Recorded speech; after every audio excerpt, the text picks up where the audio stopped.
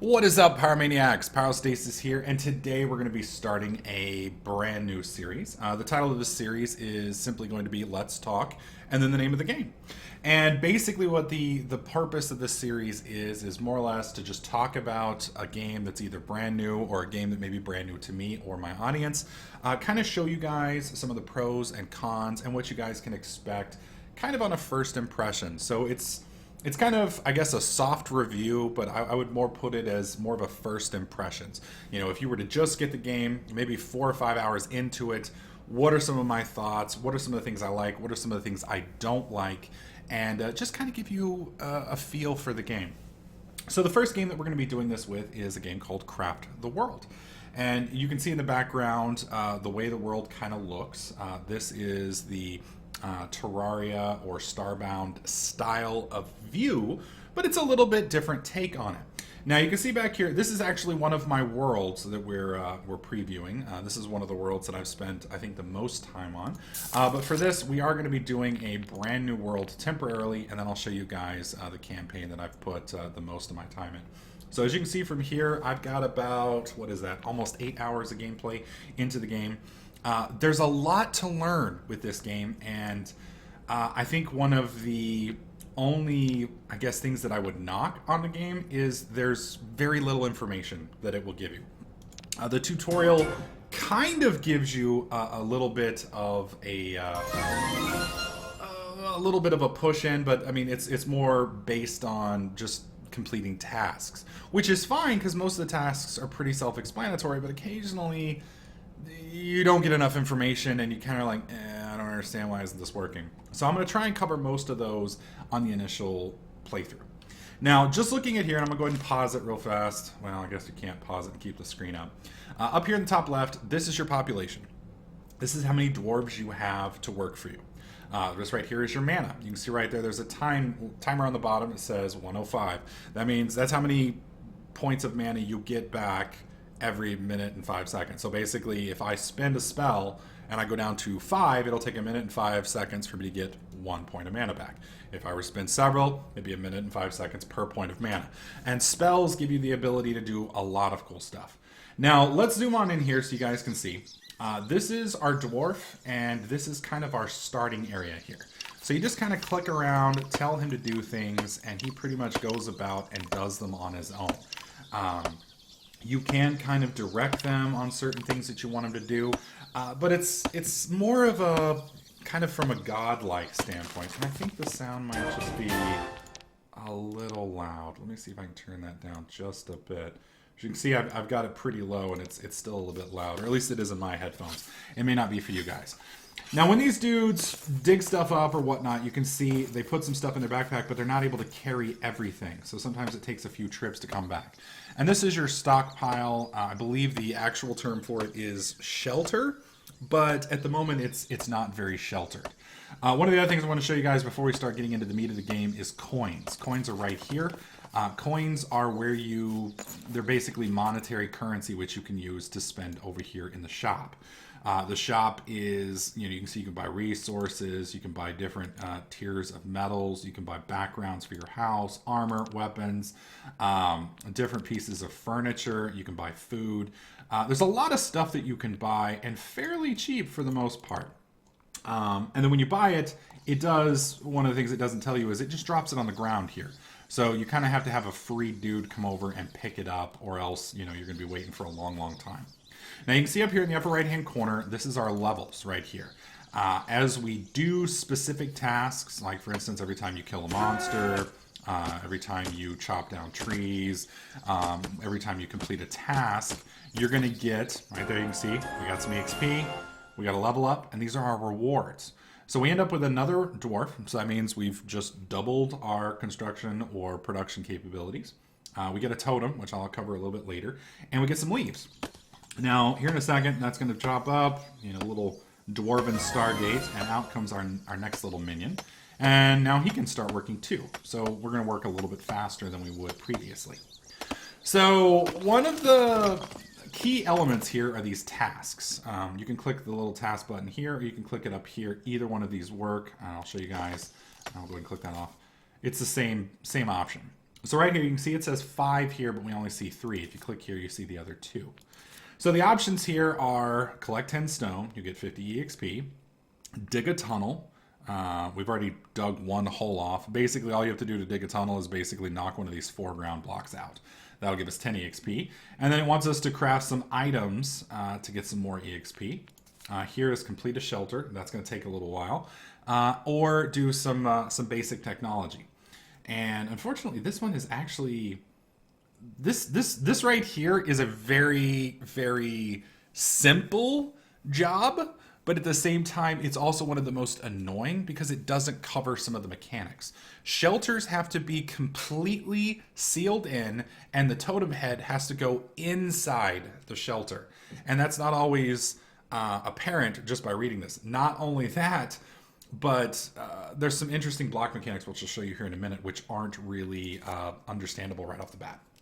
So we need to collect 10 stones and dig 2 tunnels. Now, we're fixing to have these 2 tunnels dug over here. We're getting some stone here. Both of those tasks should be filling in pretty quickly. I think if we dig one more, that'll give us the tunnel that we need, I believe. Yeah, we're at 2 of 3. So one of the other things that I want to show you guys is the research trees or the tech tree. I guess it's actually formally called the technology tree. When you start off from scratch, you're basically going to have very, very few options. You can make a stone pickaxe, a stone axe, a club, ladder, log bridge, and a wooden hatch. These right here are your unlocks to your future tech trees. And you can see, you know, from here we go to iron, we get some lights, we've got food, basic construction, housing, etc., etc. And you can kind of see how big this tree is. And it gets to the point where it's pretty huge. Pretty huge. It's got a lot of content in this. I expected this game to be pretty quick, move through pretty fast, but it's actually pretty slow. Obviously, when you first start playing, there's a lot of things you don't know about, and it's a lot slower than it necessarily has to be, which is kind of a bummer. But as you learn more, it kind of speeds up and things get a little bit quicker. So how much stone do we have for our stone thing? We have 2 stone. We're going to need a lot more. So that's 3 stone, 4 stone, 5, 6, 7, 8, 9, 10. That's going to give us all the stone we need. So now that we have some resources, let me show you guys how the tech tree stuff works out. Because you can see right here under each of the techs, let me get back over here to the ones we have. We can build these things and we can build these things. All of these, for the most part, are usable, and you're going to be using a lot of them. So what we need to do first is we need to get some tools for our little minions. Now you can see these things are, they're kind of like recipes at the moment because we haven't made them. And at the same time, those are also the ones that you can get EXP for. Now, that's not necessarily true because you could do, let's say, only build ladders and you'll get all the EXP you need to progress this forward. And you can see it right up here, Basic Timber Works. And if we click over here, you can see Basic Timber Works. So every time you craft one of these things in Basic Timber Works, you're going to get a bit of EXP up here. So let's see, how many logs do we have? We have 15. Let's start off with the stone stuff if we have enough things. We do, at least for one.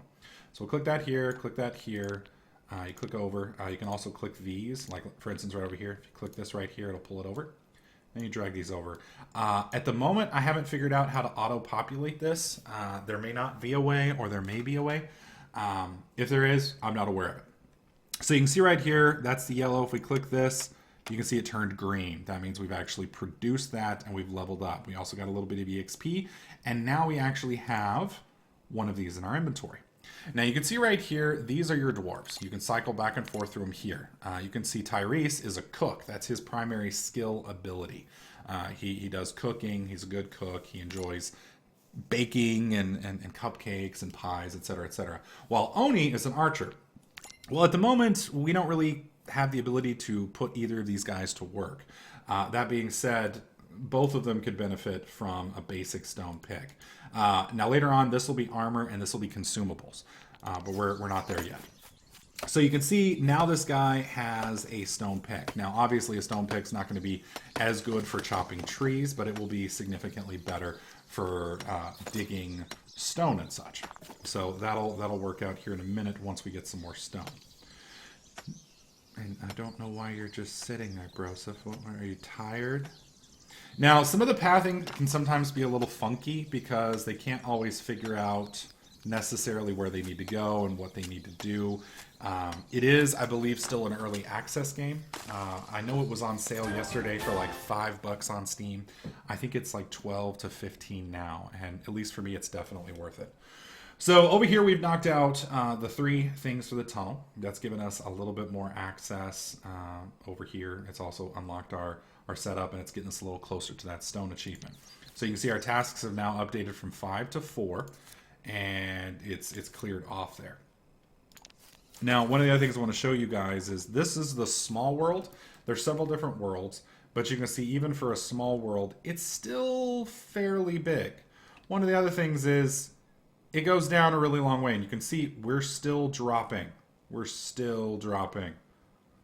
It's huge. It's an absolutely, well, maybe we're not still dropping. Maybe it just looks like we are. I don't know. I know it's pretty deep because I think until we illuminate it, we can't really see up. Maybe that's the issue. But I think we were down, I was down below this level in my other Let's Play, which I'll show you here in a minute. We got some pretty good progress going. Now, one of the things you want to be careful of, at least initially, is when you're looking for your shelter spot, you want to make sure that you have plenty of room, because as you progress and you get more and more minions, you're going to need a lot of room for your shelter, because you've got to put all these various machines in there. You've got to have beds for each of your people so that they can sleep. And there's just a lot that goes into it. And if you don't have enough space, you end up constantly having to resize it. One of the other things you want to be careful is these water supplies and things like that. Water does flow. You can see down here, there's a little bit of water down here. If we aren't careful, I could actually flood my base. So if I pop this, all this water would flood down here. Now, the nice thing about that is you can actually use that to terraform a little bit. You know, if you want to drop some water down below, you can do that. It does give you some nice little benefits that you can utilize with those. You just kind of got to be careful that you don't accidentally flood everything that you're trying to do, because then it just gets kind of bad and it's no fun for everybody. All right, so we do have 2 dwarves. I'm going to go ahead and make 1 more of these. That way we can have both of our guys having one of those. And then we're going to make 2 pickaxes, so both of our guys can have a pickaxe, and that should give us the level. All right, so now you can see this is completely greened out, and the task completes. So if we open up the crafting tree, you can see that we've now unlocked basic tools. And you can see the little arrow here points over to the right, and now we have access to this. Now these right here, you can see they will open up at specific levels. So this one right here will open up at level 3. This one will not open until I complete this one. And obviously these are all based on it. Now sometimes, let me drag over here, see if I can show you one. For instance, basic weaponry won't open up, I don't believe, until both of these are done. So you've kind of got to be careful and kind of got to plan some of these things on how you move forward. Because you may want to get to a specific tree and then not be able to do it until you research a completely different line of things. All right, so this is our weapon spot right here. Did we just get rid of those daggers? I guess the daggers are default. I've never understood what those daggers do. I know they just, they're like default replacements. I always thought they had like some specific perk or something with them, but I think they're just a placeholder to keep you from having nothing. So you can see both of these guys now have picks. We're going to want to dig a mine shaft here in a minute. Now, the main issue that we have here is I want to keep this whole area open so we can have plenty of room for our shelter once we get to that spot. But at the same time, I don't want to be too far from base, because later on it gets kind of a pain in the ass to get back here without spells.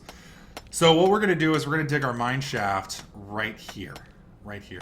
Now, there's a little bit of water here. Our guy may not actually be able to get to it, which is kind of odd, because he should be able to, because we can see it. What I may need to do is go over there. Now, right here, I found a carpenter's book. Increases the speed of making objects used in the dwarf's inventory to increase skills.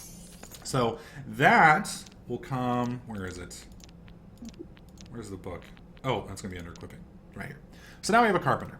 So if I had a carpenter, I can click on this book and it will increase his EXP here. Unfortunately, I don't have a carpenter. Now, as far as I know, I don't know how to add abilities here. Now, it's possible if I click this book, it could add one of these slots, but I'm not sure. I'm going to try it now. I don't think it'll work that way, but we can give it a shot. You click it, and then you click use. And it does. It adds another ability. So now, Tyrese is a cook and a carpenter. So he can do both of these abilities, and he'll get a little EXP if he does, which is actually kind of cool. I didn't know that before making this video, and that opens up a lot of extra options. Now, one of the other things I wanted to show you guys, you can see it is now getting kind of late. It's getting kind of nighttime. You kind of got to be careful because later on, monsters will start attacking, and things get kind of nasty. Now, for some reason, this water isn't flowing. Usually the water flows when it hits there. Of course, you know, since I mentioned it, it's not gonna cooperate. All right, let's get some of these set up here. We'll get those chopping. I got him over there killing a snail. There's no real reason for me to worry about killing a snail other than the fact that, well, it just gets rid of a monster. Those aren't hostile, but there are some monsters that are hostile. This sheep down here.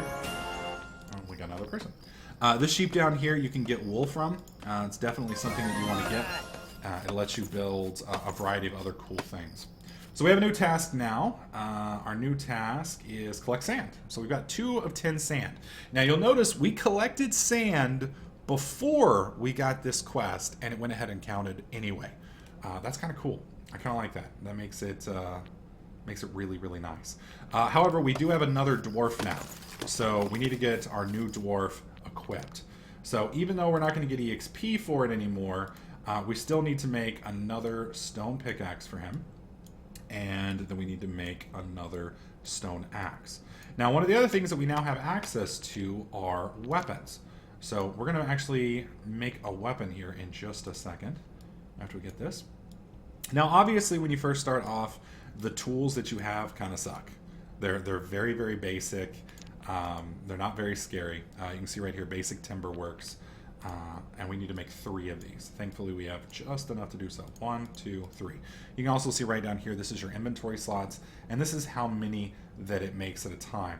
You can also adjust this lever right here to make 10 or 50, depending on how many you want to make. So if you're making bulk, then you can adjust that right there, and that will allow you to make more than 1 at a time, which is kind of cool.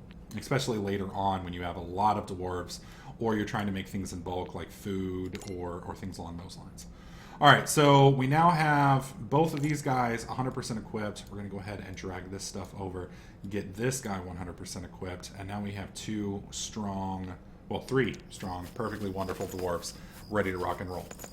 Now that I think about it, I think the reason I can't dig this stuff right here is because this tree is still here. Now you can see these guys are gathering materials here. Most of the time they will do this. Occasionally, especially later on in game, when you start gathering a ridiculous amount of stuff, like when you've got 10 or 15 dwarves, if you don't leave a couple of them unbusy, then sometimes you end up with piles of stuff just everywhere.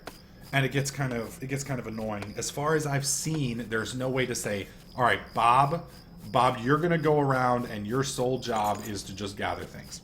Again, there's a lot about this game that I don't know yet. I have had to spend a little bit of time on the wiki, and I'm still learning. So it's quite possible that I haven't figured this stuff out yet. Now, I can't get rid of this water here because I don't have a bucket yet. If I had a bucket, we could get it out with a bucket. Unfortunately, we don't have a bucket, and for whatever reason, I can't update that tile. So I'm going to show you guys what digging looks like real quick, and then we're going to take a look at my slightly more advanced save here. Now, one of the things we're going to want to do is, since we are digging down, we are going to want to make sure that we have plenty of ladders to get down there. So I'm going to go ahead and switch this to 10. Well, I guess it'll make 9 since we can't make 10. 10 times 2 is 20. But it will, that's kind of nice, it will automatically, excuse me, let me do that. Now, one of the things I'm curious about is whether or not this is going to give me the full EXP. Because if you can see right here, if I go up to 1, it gives me the same amount. So I want to see if it does that or not. It does. So making those 9 did go ahead and give me the XP for it. I was a little worried about that. So you can see now we've unlocked basic timberworks, we've unlocked basic tools, which has now unlocked basic householding and armoring. And because we've hit level 3, we now have access to torches, and we'll eventually have access to ironworks. Each of these different tiers will unlock different machines. Like once you get into cooking, you can get a kitchen. And the kitchen will allow you to make, actually start cooking food. Tables, you need those to put food on, so your dwarves will eat it. Beds, I believe beds are the only way dwarves heal. So you need a bed for each dwarf, because each dwarf claims his bed once he gets there. He'll start putting his stuff there and whatnot. And you want to make sure that you have plenty of room in case you get attacked and things along those lines. So let's go ahead and switch back over. And you can see the water flowed there, which is kind of interesting. Which of course will now mean I can go back up there. So while this guy's digging down, I'm going to go ahead and start placing these things here in the backfield. And these right here will allow other guys to come up. Now you can see he's climbing on the side. Now you're hearing that noise? That's the ghost right here. That's the ghost right here. Eventually we're going to want to get to the technology that allows us to build a shelter so that we can kind of protect our base. Because I believe these guys can actually come and steal your supplies. I'm not 100% sure about that, but I believe that's how it works. And that right there, that little piece right there, you use those for slime torches. And right here you can see this guy bugged out a little bit. That does happen sometimes. You just kind of got to be careful with the way your guys move sometimes, and sometimes you have to take control. That is one other thing I want to show you guys. You can take control of a minion. And see, I've got control of him now. I can move him back and forth. The only issue is, I don't know how to make him actually do things. Okay, there we go. I got him to do that. So now he's chopping this tree because I told him to. And he'll chop it down by himself. Come on. And I don't know how to tell him how to pick things up. Yeah, I don't see him doing that. So I can bring him back over here. He dropped that off. Can I get him to pick this stuff up? Yeah. As far as I know, there's no way to tell them how to pick things up. So you just click release. You can tell him to go eat. You can tell him to go rest. And again, you can equip him from here if you want. You just hit escape and that knocks it back out. Now what these guys are digging out down here is iron. You do want to make sure that in the background there isn't iron deposits in the wall. Very similar to Terraria and Starbound, you have a foreground block and you have a background block. And each of those blocks has a possibility of having resources on them. So I'm hoping that here in a second, one of these two douchebags will mine one of these foreground blocks and then we'll have some background stuff. But so far, not really having much luck. You've also got to be careful. They're not really bright, so you can see that one just dropped down. He dug the other one out. You can see we got a gold coin here. And you can see if you look very closely in the background, there is also iron there.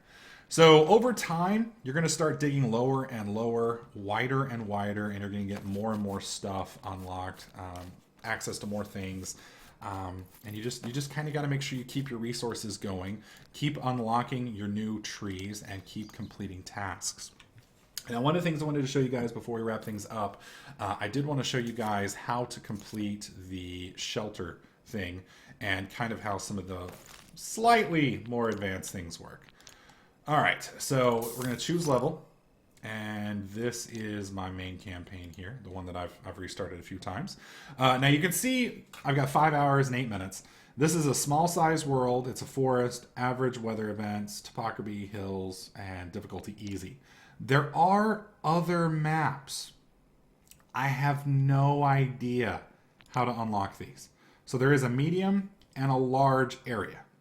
And those are kind of cool because they're going to be much bigger. I don't know how to get them. I don't know if I have to complete all of the tech trees on the beginning area before I can gain access to them. I don't know if maybe they're locked out right now because it's early access. I'm not sure what the reasoning is. I'm sure there's something. So if you happen to know and you've played this game, feel free to let me know in the comment section below, and I may hop over into one of those. So let's go ahead and jump onto this world, and I can show you guys what we've got.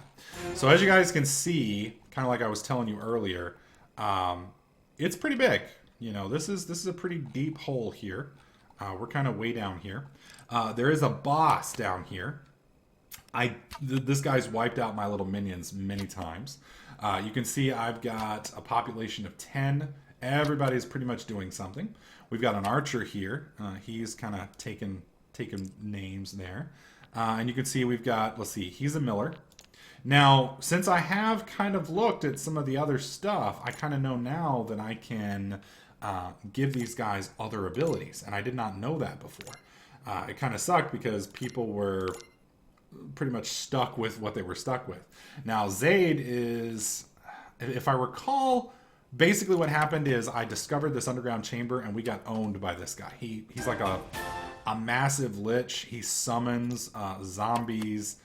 He's not a very nice guy. And you can also see with this little archer here, I don't do a whole lot of damage.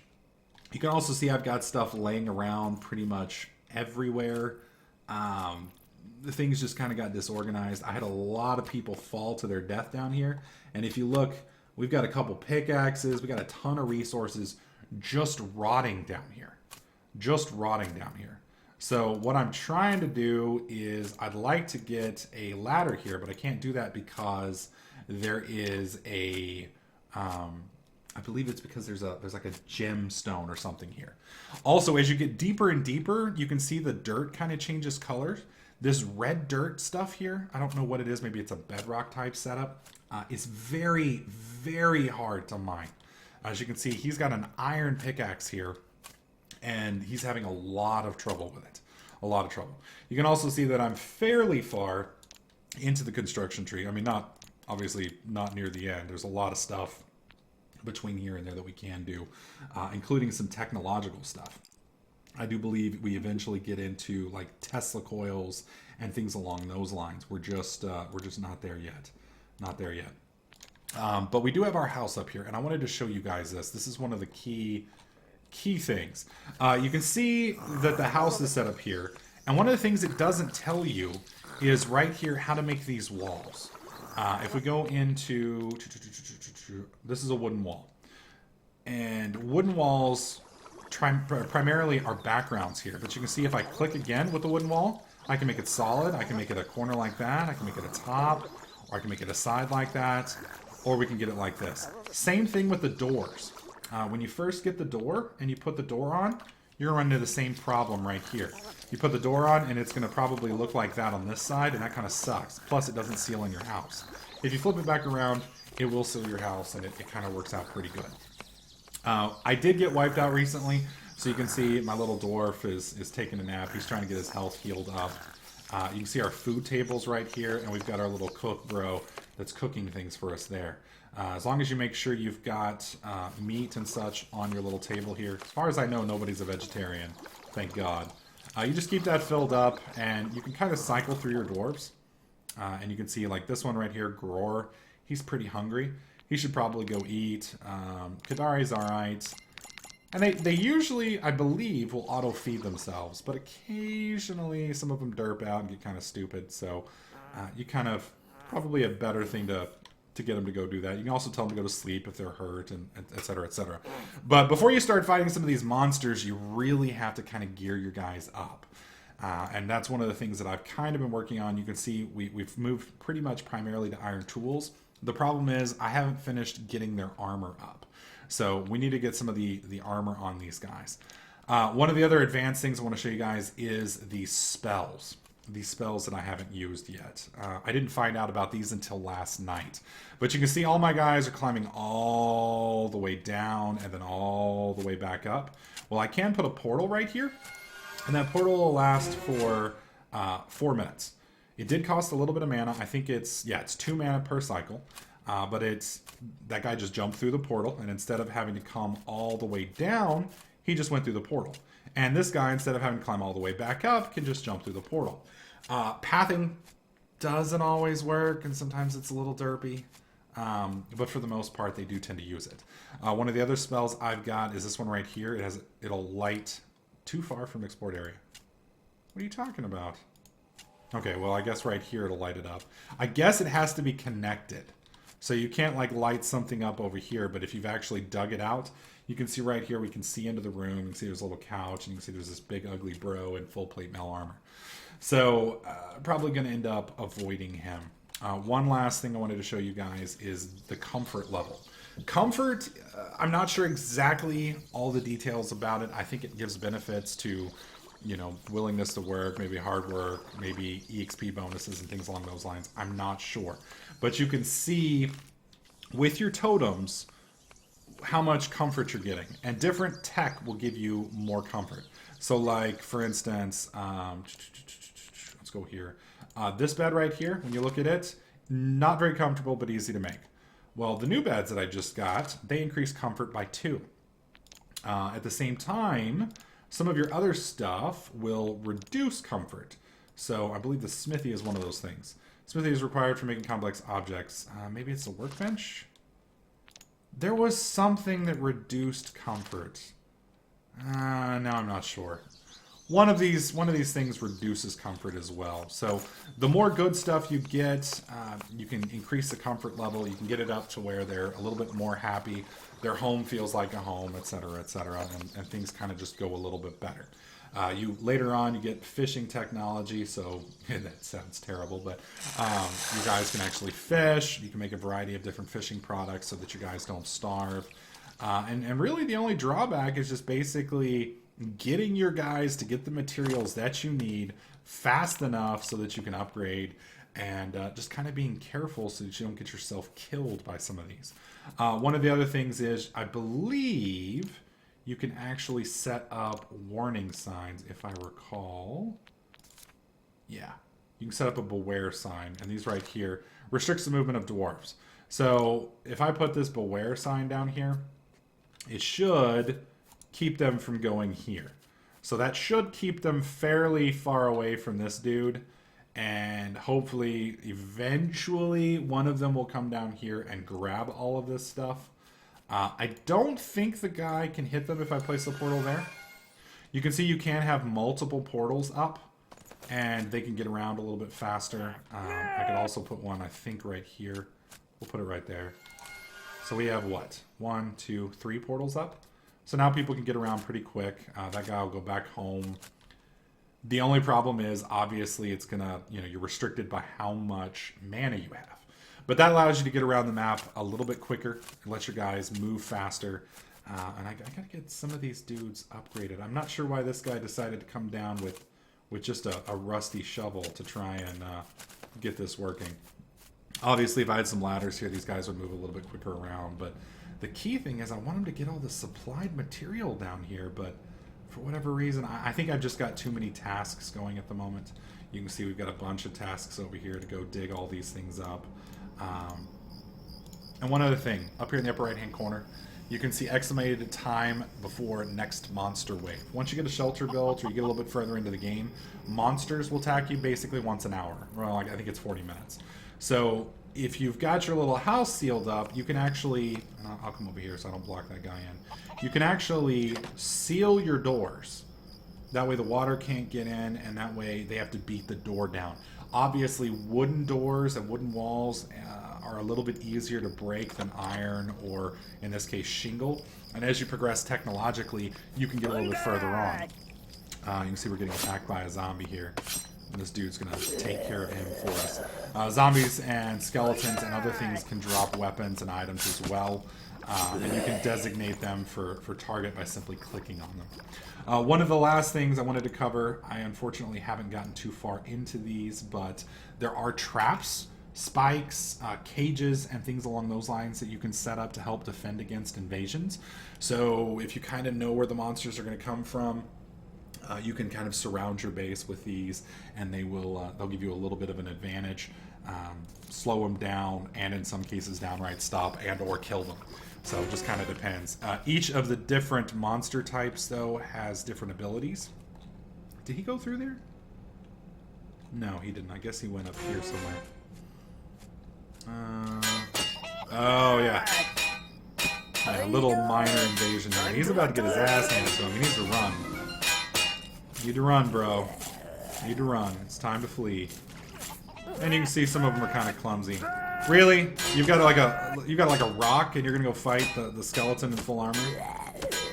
Not real bright. Not real bright. Some of the dwarves are kind of dumb. Just a little bit. Just a little bit. Go ahead and pick that book up. But anyways, this is Craft the World. I think it's a great little game. I was kind of interested in it, but since it was kind of in the Terraria style, I was a little worried because some of you guys may know I don't like combat in the Terraria style setup. But I love the building.